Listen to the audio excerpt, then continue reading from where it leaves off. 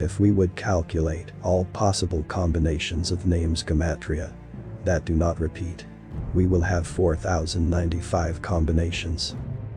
But in all of these 4095 combinations are 127 combinations that, after summing up gematria of these individual combination, we will obtain the sums that are divisible by 37. And what this divisible by 37 sums convey, I will show you in a moment, because initially I want you to look at the number 127, as it is not a random number, but 127 can be seen as 12 tens and 7th of 10. So looking at it in this way, we can write this number as follow. And now, let's add what is on the right side of the dot and what is on the left side of the dot.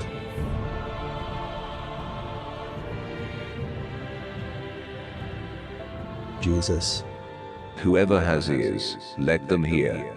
He replied, because the knowledge of the secrets of the kingdom of heaven has been given to you, but not to them. This is why I speak to them in parables. Though seeing, they do not see, though hearing, they do not hear or understand. For this people's heart has become calloused. But blessed are your eyes because they see, and your ears because they hear. So I hope many of you will see and understand this what you are about to see. Now I will show you all the 127 combinations that produce sums that are divisible by 37. Also will list these sums that come out of them, all of it in logical order of occurrence. We will start from the top right corner, as it is the first and the last sum made out of singular names gematria that is divisible by 37. Now, following a logical order, I will list rest of the sums that are made out of names groups gematria that are divisible by 37.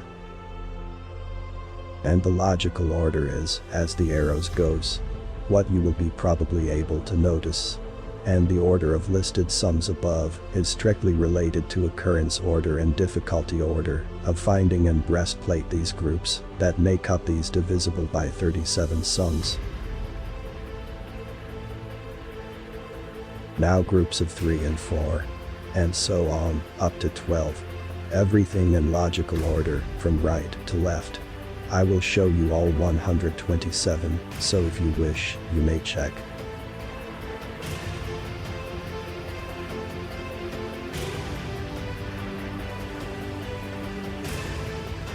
I think you already have an idea how it is done, so let's speed it up to save some time.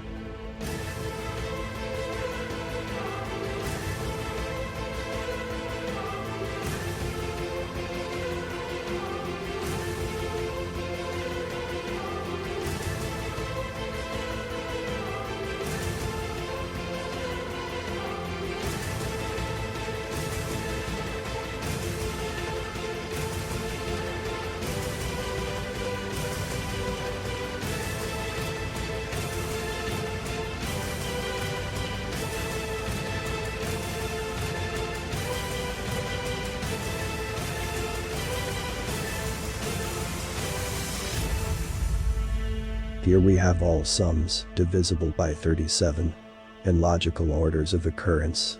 And the first thing what we see is design. The design that is not random. The design that reminds me this building.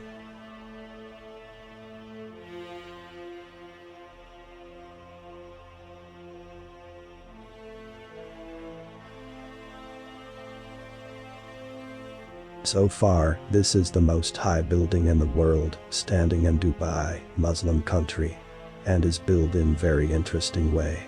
Though I'm not going to talk about the building. But, if you would want to say that the setup of these numbers above is coincidental, it would be like saying that this building has risen itself coincidentally too. And I think no one would dare to say this, who doesn't want to be seen as insane. As that would be a bit of absurd, don't you think? Another thing, what I would want to point out to you, is that the structure of these sums can be divided into 6 segments. And if we look at the third segment, it will speak out to us. It is made out of 3 columns and 7 rows. Jesus.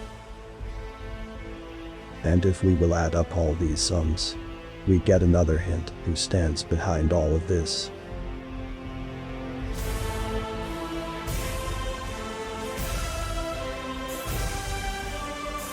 Jesus. So what do you think about this? Are these arguments weak and coincidental? Well, they could and would be, if it stands on its own. But because they are part of one great symbiosis of mathematical proclamation of God's involvement, you cannot say they are coincidental. Unless you also claim that the highest building in the world has risen itself, then indeed you have privilege to claim anything, as you are exceptional. But prepare yourself for more coincidental mathematical evidence of God's involvement in this breastplate, as well as entire world. Our next analytic step is going to be based on these verses. This is what the Yahweh says. He who is the King of Israel and his Redeemer, the Yahweh of armies. I am the first and I am the last, and there is no God besides me. Look, I am coming soon. My reward is with me, and I will give to each person according to what they have done. I am the Alpha and the Omega, the first and the last, the beginning and the end.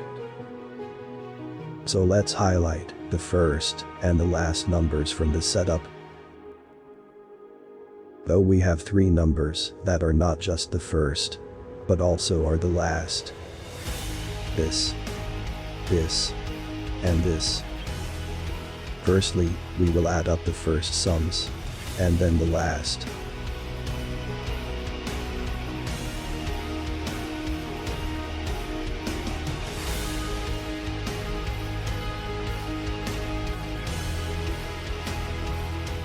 If we will subtract the sum of the first numbers from the sum of last, we will get 2368, which is Standard Gematria of Jesus Christ in Greek language.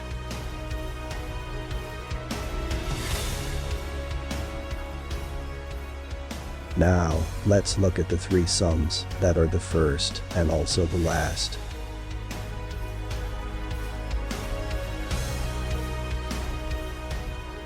If we add them up, we will get interesting outcome. 74 is ordinal English Gematria of Jesus.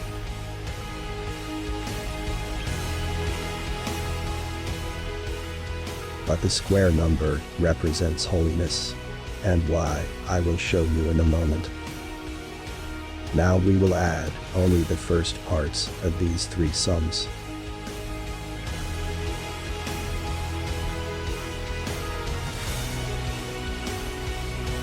Christ.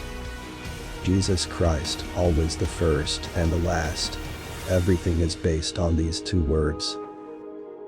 Do you realize the degree of difficulty to create this what you see from Names Gematria? Only God can arrange historical events in the way that later will fit God's purpose of mathematical calculations. Calculations that will convey the message and prove not only God's existence, but also announce who is He, and prove the words of the most controversial verses of the Bible to be true. But now, this is what the Yahweh says. He who created you, Jacob, he who formed you, Israel. Do not fear, for I have redeemed you. I have summoned you by name. Though we are not done with these sums yet, now we will rearrange them from the smallest to the greatest.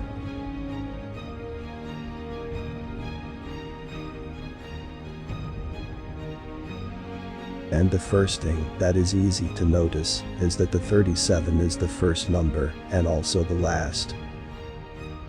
Second thing is to count off 37 positions from the beginning.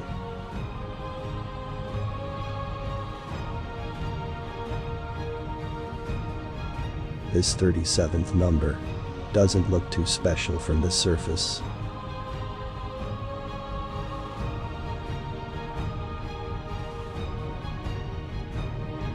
But it is 37 times 37, what also makes it the square number. You are to construct the altar of acacia wood. The altar must be square. For 7 days you are to make atonement for the altar and set it apart as holy. Then the altar will be most holy. He prepared the inner sanctuary inside the temple to put the Ark of the Lord's covenant there. The interior of the sanctuary was 30 feet long, 30 feet wide, and 30 feet high. In other words, it was square. The priests brought the Ark of the Lord's covenant to its place into the inner sanctuary of the temple, to the most holy place, beneath the wings of the cherubim. And he carried me away in the spirit to a great and high mountain, and showed me the holy city, Jerusalem, coming down out of heaven from God. The city is laid out as a square, and its length is as great as the width, and he measured the city with the rod, 1,500 miles. Its length and width and height are equal. From these verses, we learn that the holy altar, holy inner sanctuary, holy city, the New Jerusalem, are square. So, it is not hard to deduce that God uses the square to proclaim holiness through geometric figure. And now, let's count off again 37, but from the end.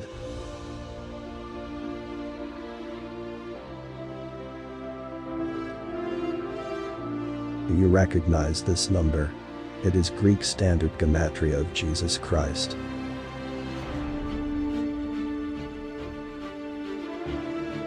Jesus Christ is holy.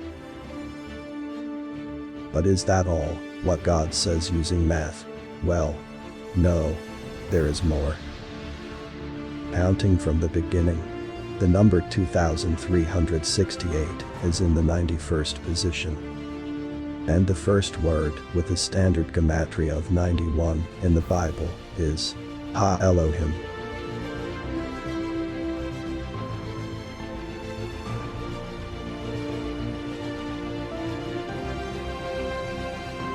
And Jesus Christ is also Ha Elohim.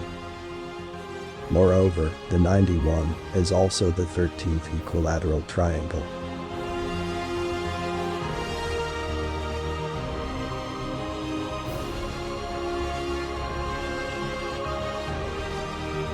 And what is the area of this triangle? Can you guess?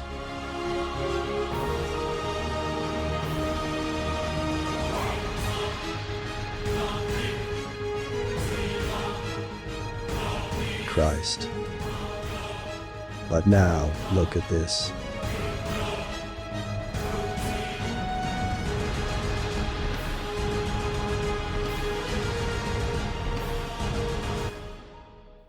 When talking about triangles and formulas, take a look at this yet. Theotis, Godhead.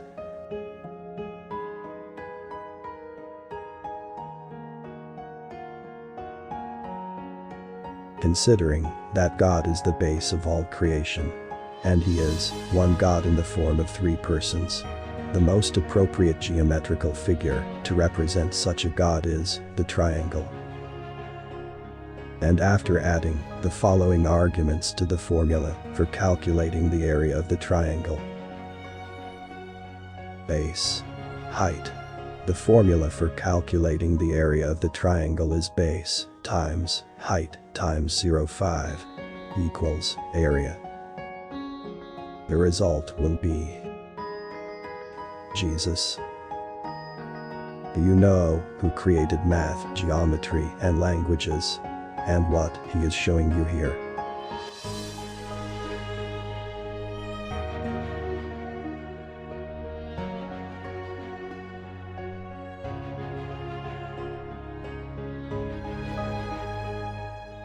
you still believe that God does not exist, and will you question what you have seen in the movies so far? You think evolution created you? Then, I have a few words for you from God. Who is this? Who keeps darkening my counsel without knowing what he is talking about? Who say to a tree, you are my father, and to a stone, you gave me birth? For they have turned their backs to me, and not their faces. Now, tighten the belt on your waist, like a man. And I shall ask you, and you inform me. Where were you when I laid the foundation of the earth? Tell me if you have understanding. Who determined its size? Surely you know who stretched out the measuring line for it. If you don't know the answer to this question, watch video number 5. Have you comprehended the breadth of the earth? Tell me if you know it all.